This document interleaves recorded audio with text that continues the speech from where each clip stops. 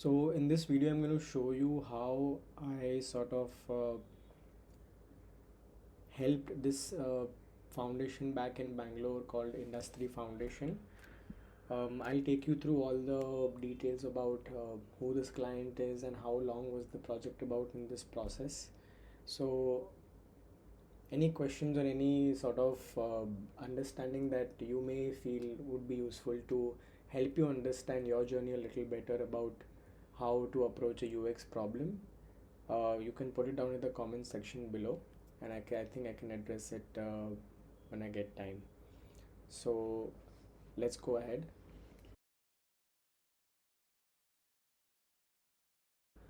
So the project idea was basically about inclusive learning, and Industry Foundation is sort of a place where they manufacture goods for companies like H&M, IKEA and Amazon. I'm not sure if you have been to IKEA, but if you have, you must have seen those bamboo baskets for keeping your clothes, and there was a lot of other projects which were hand woven. It's basically coming in from the southern region of India, and these women sort of make it. This picture is a good example of to give you a gist as to how the product might look like.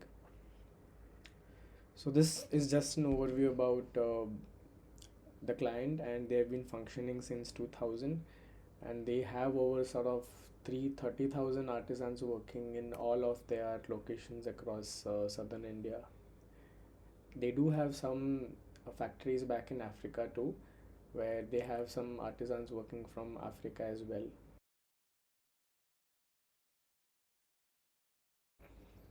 So the project was quite interesting and quite filled with exposure actually. Now, in terms of the project brief, the timeline that was given to me was that it was around 6 months of time, and this was in collaboration with my college, which is Srishti School of Art, Design and Technology, based in Bangalore again. And the idea was to support these women through inclusive learning on finance as a topic. Now, why finance? Particularly because these women are having self-help groups. They do go through training programs provided by some volunteers and some NGOs who work in terms of adding value to their work, and also parallelly educating them about their rights and liberties and all the set of things that they need to understand to achieve their goals.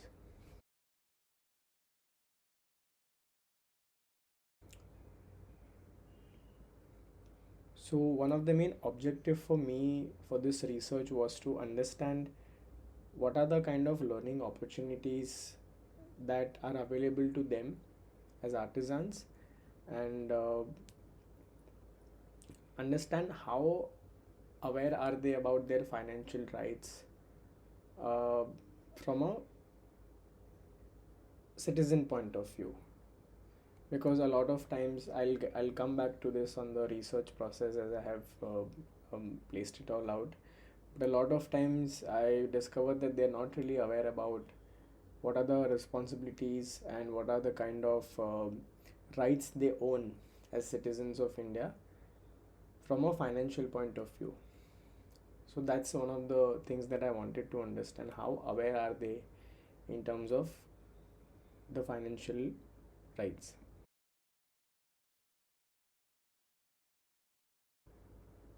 Coming down to my UX design process, uh, it was a very clear set of process. I didn't want to complicate this whole situation of my approach, because the problem in itself that we are addressing is super complex and super sensitive to talk about. And I came down to the simplest approach that most designers use today is the double diamond approach. Now, if you see this chart over here, I have divided the project into two phases. The first phase being is completely my research. The discovery part is outside right now. There are some set of changes done to this graph. My approach has been slightly tweaked, but it's more or less similar to how a double diamond approach is done. So the very first thing that you see here is discover. The discover phase is actually outside because we as a team and a group, we were all given some set of prerequisite materials such as the training programs that I mentioned to you earlier. uh, they use some set of PPT to explain certain set of basics like what is an income, how do you open a savings account in the bank, such things like that. So they do have some set of PPTs on how the training sessions are conducted to these artisans, and again understanding like from the people who are on ground and from their perspective as to what is it that they actually have. So this part of discovery has already been given to us. There were some set of reports given to us which were done by industry foundation. So the discovery part has already been placed. Now with the materials I had to dive in deeper, and once we have some set of data points in hand, we had to define what are the problems that they are facing and build solutions basis on those pain points. So this particular research right now is only based on the first phase of the project, which is just the research part. The design part I'll be uploading soon. Uh, but yeah, this is like an overall approach which I had taken.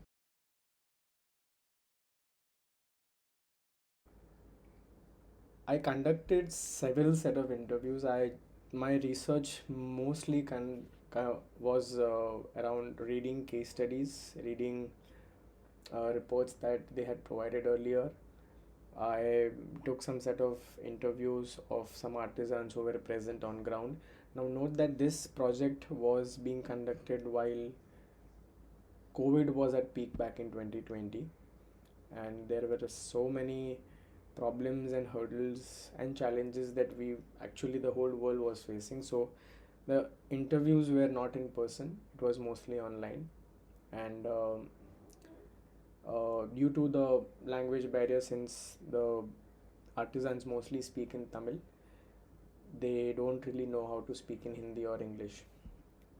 So I had some of the trainers who conduct these training sessions. They were present on the site, and I spoke to a few of them, and they helped me translate my questions to them and their answers to me in English.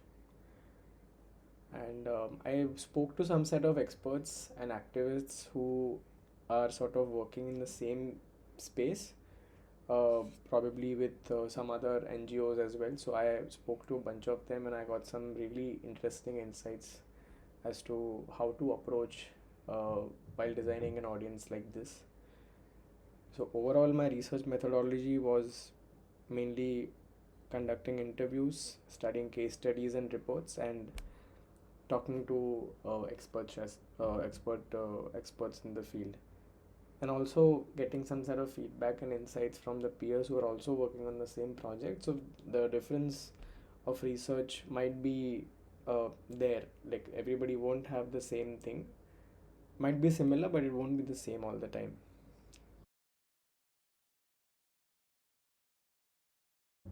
So industry has been working on this problem since 2017, and they have been conducting surveys, attending meetings, group sessions, and workshops in a lot of formats.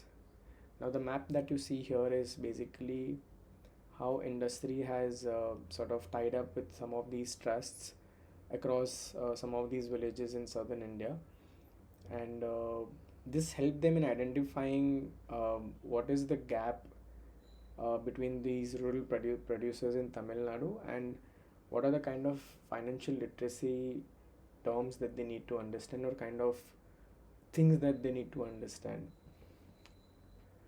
So what I took away from the report was that the geography and the occupation of these artisans.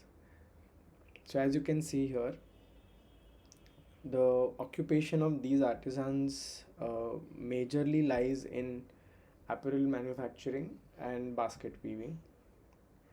Banana basketry is what they call them, and these are all mainly incubated by Industry Foundation, so they are all under the umbrella of Industry Foundation.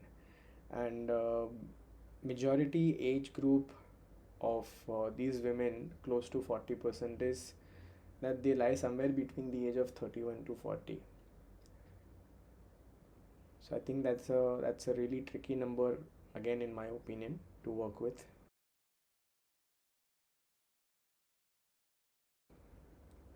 From the secondary research point of view, I conducted the interview, and I spoke to a bunch of them, but some of the things which I noticed was that not all of them were comfortable speaking to me while I was on video call. And I'm technically a complete stranger to them, but it was technically super hard for me to make them talk. The translator who was there available, the training person, that was super helpful in terms of communicating my questions to them. And some of these artisans were really happy to speak to me, and they were excited about the things that we were working on. So I jotted down some set of interview questions here, and some set of challenges that came across was that a lot of them wanted to start their own business, and for that they needed more money, of course, but they didn't know how to navigate through the planning phase of the money. They knew how to save money, they understand the concept of savings, they do understand the concept of managing your income, but not to an extent where um, they can sort of fulfill their goals that they have. They don't know the term of how investing works, how the whole process of investing works, and majority of them sort of pointed out that they wanted their children to be a little more successful, which is again out of human nature that any parents could expect. But this particular pattern of having children to go to better schools, get professional exposure to learning, all these kind of terms were sort of repetitive in all my interview methodologies or research methodologies. So after that, I think uh, I went back to my peers to understand how the research has been going on, and I use this format of the feedback ladder to collect my feedback. And there were some set of challenges in terms of the design approach as well, but I think I was mostly going on the right track so far, is what like I understood from the feedback. But I had to address some set of challenges as to how the final product or the final solution would look like or cater to. And with the expert sessions which I had with a few of the activists, is that not all the people who are working in this industry are informed about their rights and worth. And they also said that previously when they had worked with designers, they noticed that it's very challenging to categorize these problems and understand the needs and wants of these target audiences. Um, and one of the major things that some of the activists told us, that they often rely very heavily on visual cues to understand what is it that they are being explained, or what is it that they are trying to learn. Since a lot of them are not really good at reading or writing, I think visual becomes the only way to communicate your idea or a solution to these set of audiences. So from all things gathered, I identified a few set of pain points by empathy mapping,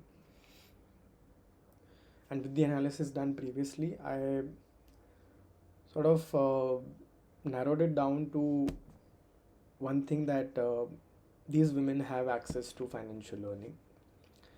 They have self-help groups, they have training, they have communities, they have NGOs who help them out in terms of empowering them on how to build their financial future and save, and try to achieve their goals in terms of the finance part of it. But one of the things which came out to me was that they are not able to apply those learnings into their real life. They might have the knowledge, they might have all the resources and access to it, but some part of application or decision making is something that I personally saw post my research.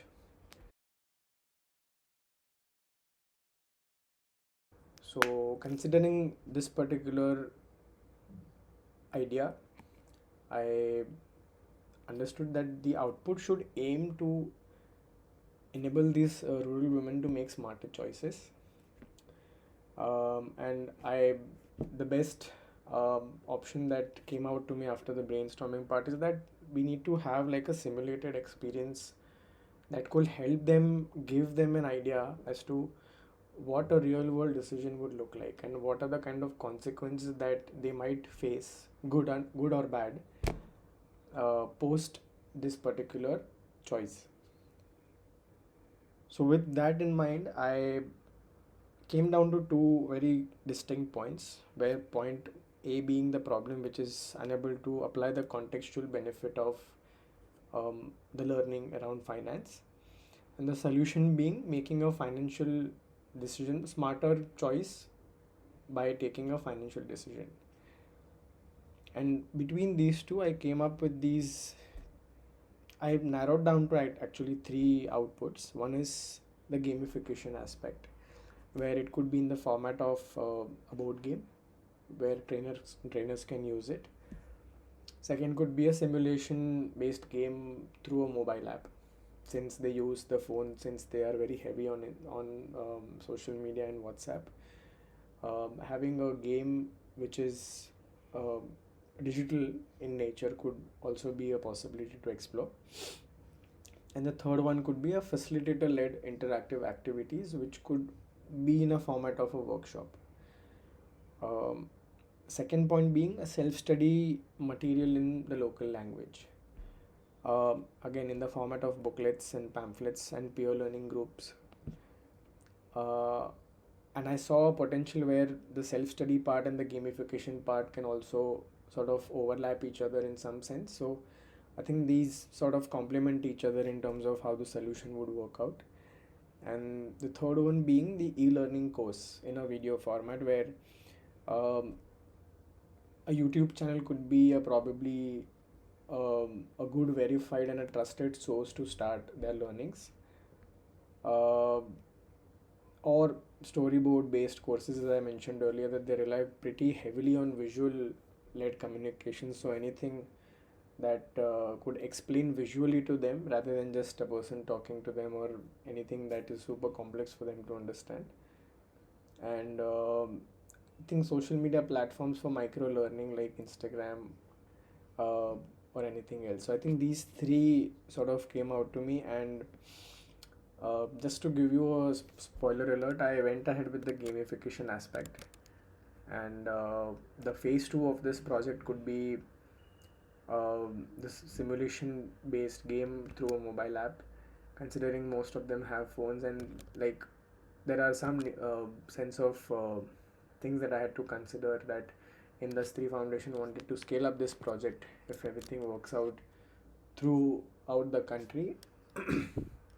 So based on that, I think the simulation based game sort of made the most sense to me.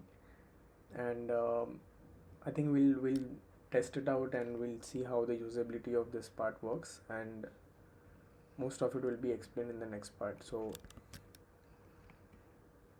I think that's about it.